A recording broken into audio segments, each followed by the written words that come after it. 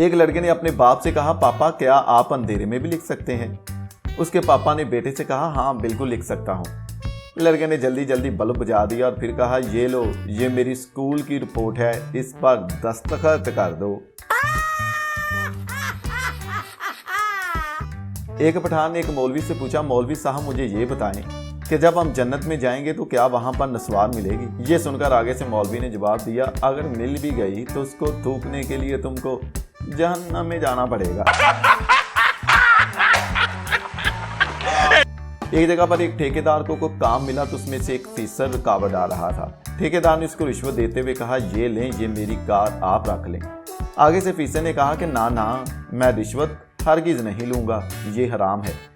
तब ठेकेदार परेशान हुआ, लेकिन फिर उसके जहन में एक आइडिया आया। उसने कहा, ये ले कार की चाबी, आपको मैंने ये 10 रुपए की फरोख्त कर दी। ये कोई भी रिश्वत तो ना हुई, क्योंकि ये तो आपने खरीदी है।